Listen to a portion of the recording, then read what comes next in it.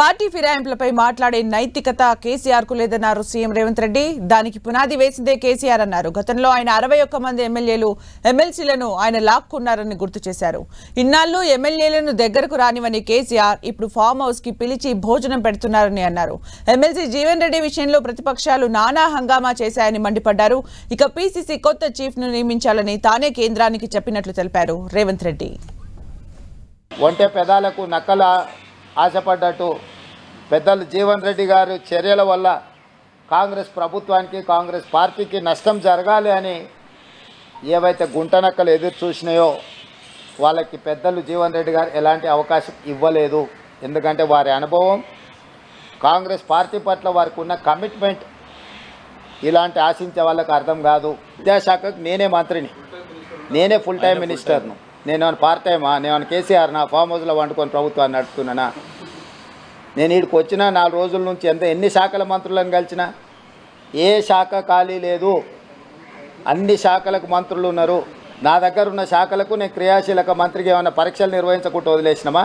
10th class exams నిర్వహించలేదా? Intermediate exams నిర్వహించలేదా? Engineering exams నిర్వహించలేదా? పరీక్షల ఫలితాలు విడుదల చేయలేదా? ఎక్కడైనా గతంలో జరిగినట్టు ఏమైనా లోపాలు జరిగినాయా? ఈరోజు కేంద్రంలో కొత్త ప్రభుత్వం ఏర్పడిన మరుక్షణం నుంచి రాష్ట్రానికి రావాల్సిన నిధులు, రాష్ట్రానికి కావాల్సిన అనుమతుల కోసము నిరంతరం ఎక్కిన మెట్టు ఎక్కకుండా ప్రతి మంత్రిని కలిసి బేసజాలకు పోకుండా ఈరోజు ప్రయత్నం చేస్తున్నాం. మా మంత్రివర్గం మొత్తం ఇక్కడ ఉండి సంబంధిత శాఖ కేంద్ర మంత్రులను కలిసి రాజకీయాలు ఎన్నికలు అయిపోయినాయి, ఇప్పుడు అభివృద్ధి ధ్యేయంగా ఈరోజు ప్రతి శాఖకు సంబంధించిన మంత్రులు ఇక్కడ వచ్చి కూర్చొని కేంద్రంలో బీజేపీ వాళ్ళు కూడా మంత్రుల అపాయింట్మెంట్స్ తీసుకోలే. మేము వచ్చి అపాయింట్మెంట్స్ తీసుకొని మేము కార్యాచరణ మొత్తం తీసుకొని ముందుకు వెళ్తున్నాము. దీనికి ఎవరే ఇట్లాంటి పునాదులు వేసింది? ఎవరు? మేమా?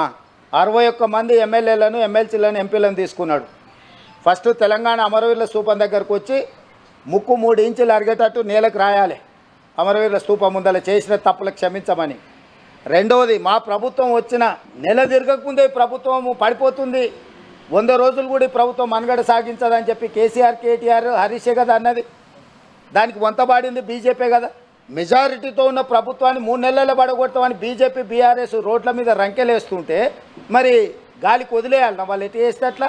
వాళ్ళ మెదకు వాళ్ళ కంచుకోట అన్నారు కదా, ఆడ కూడా 3rd ప్లేస్ వచ్చిందంటే కేసీఆర్కి ఇప్పటికైనా కనువిప్పు కలగాల్సిన అవసరం ఉందా లేదా? మొన్నటి వరకు గేట్లకు రాని అని ఎమ్మెల్యేలను పిలిచి భోజనాలు పెట్టే కాడికి వచ్చింది. తలుపులు మూసి కాళ్ళు పట్టుకుంటుండో కడుపులో తలకాయ పెడుతుండో నాకైతే తెలియదు, కానీ వాళ్ళు నమ్ముతారా? 2024 జూలై 7 తారీఖు 3 సంవత్సరాలు పూర్తి కాబోతుంది. ఒక్కసారి పీసీసీ అధ్యక్షుడు నియామకం జరిగితే అది 3 సంవత్సరాలకు ఉంటుంది.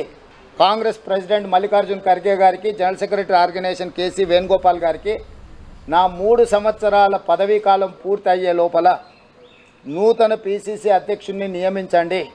నా హయాంలో శాసనసభ ఎన్నికలు, నా హయాంలో పార్లమెంట్ ఎన్నికలు రెండింటిని నిర్వహించిన, వీలైనంత మేరకు అందరూ సహకరించిండ్రు, సరైన ఫలితాలనే ఇచ్చినామని మేము భావిస్తున్నాం.